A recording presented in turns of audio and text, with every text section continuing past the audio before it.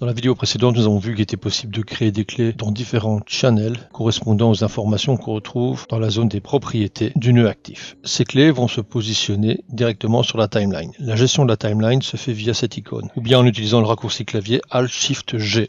Une fois que vous avez le Global Animation Option, vous pouvez modifier le nombre de frames secondes, exemple 25 frames secondes, et on va dire que la timeline va durer jusque 100 frames. Lorsque vous faites Apply, automatiquement il va s'adapter. Attention, à partir de ce moment-là, si par exemple vous désirez accéder à une clé qui se positionne au-delà de segments déterminés, c'est-à-dire de 1 à 100, exemple si vous voulez prendre une clé qui est à 150, ça ne va pas être possible, même si elle existe. Donc vous pouvez désactiver éventuellement l'option de restriction. SnapKey permet de repositionner les clés déjà existantes.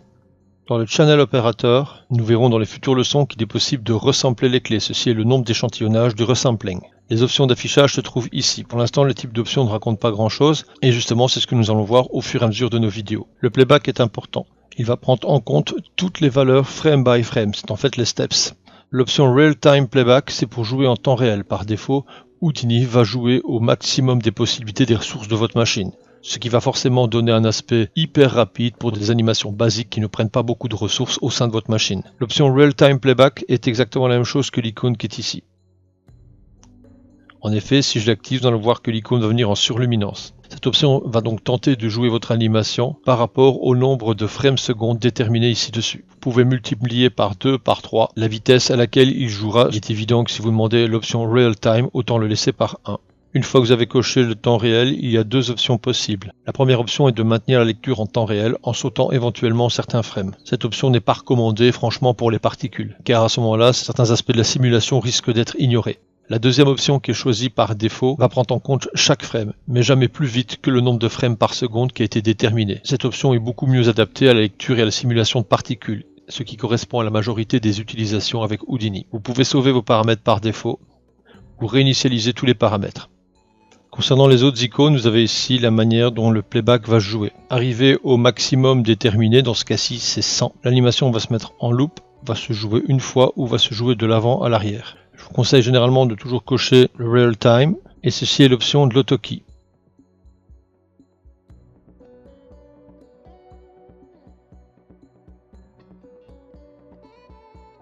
Pour rappel, lors de la vidéo précédente, nous avons vu qu'il était possible de créer des clés par channel. Lorsque votre objet est sélectionné et que vous appuyez sur K, vous créez une clé sur toutes les transformations, c'est-à-dire Translate, Rotate, Scale, qui ont aussi été définies lors de la vidéo précédente.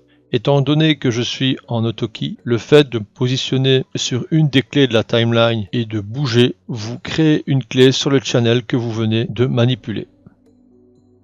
Les clés sont représentées par des curseurs verts. Si j'active la touche Play, ou si j'utilise tout simplement la flèche de déplacement vers le haut, l'animation se joue. On remarque qu'arrivée à 100, elle revient au premier frame de la timeline et se rejoue. Je rappelle que ces options se retrouvent ici. Actuellement, on est en mode loop. Si je mets en Play Once, lorsqu'il est arrivé au maximum de la timeline déterminée, l'animation s'arrête. Si je me mets en zigzag et que je relance l'animation, on remarque qu'arrivé au frame 100, l'animation se joue dans un sens, puis dans le sens inverse.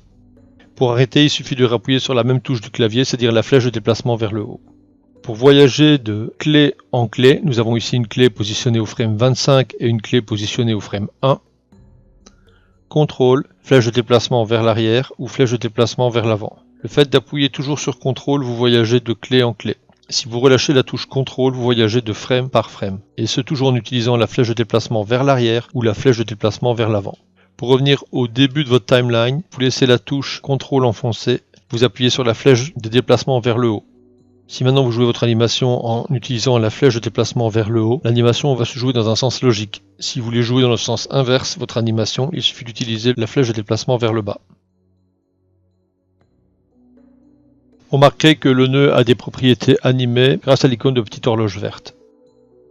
Dans cet exemple, je vais supprimer les clés en nettoyant les informations contenues dans les channels, mais cette fois-ci en utilisant le raccourci clavier. CTRL-SHIFT, bouton de gauche de la souris. Dans cette autre variante de création de clés rapide, je désactive l'AutoKey. Je me positionne sur la première frame de la timeline et j'appuie sur K. Automatiquement, j'ai la clé de translation et de rotation qui est active. Si je me positionne sur un autre frame sur la timeline et que je déplace aussi bien la position que la rotation, il vous affiche avec une valeur vos modifications sans pour autant les valider. Par contre, si je rappuie sur K, je recrée une clé sur tous les channels constituant la translation et la rotation.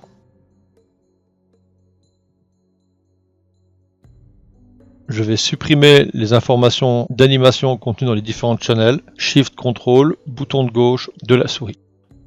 Je suis sur le premier frame de la timeline, je vais faire Shift T.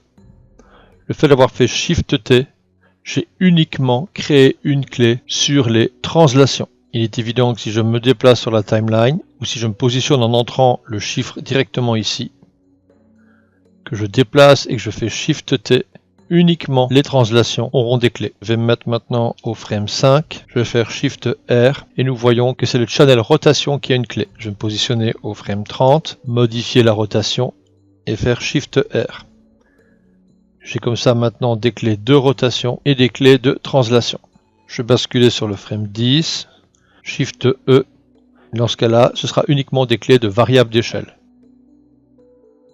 Je vais nettoyer tous ces channels sur la première clé de la timeline, Shift Ctrl, bouton de gauche de la souris. Maintenant, je désirais une clé exclusivement sur un des channels relatifs à la translation. Il est évident que ça va marcher sur tous les channels spécifiques que vous désirez. Sur le premier frame de la timeline, je vais venir par exemple sur X, Alt, bouton de gauche, et je viens de créer une clé dont la valeur est de 0. Je vais maintenant me mettre au frame 25. Je prends l'axe sur lequel j'ai fait une clé au préalable et je peux valider cette clé toujours avec Alt, bouton de gauche. Dans ce cas-ci, on n'est plus en autokey, c'est-à-dire on n'est plus en animation directe, mais on est en mode pause. Néanmoins, vous pouvez toujours activer l'autokey et si vous placez par exemple au frame 50 et que vous manipulez un channel ayant une information de clé précédente, elle sera prise en compte dans votre animation. Si vous utilisez par contre un channel n'ayant pas d'animation dans la clé précédente, l'animation sur ce channel sera totalement ignorée.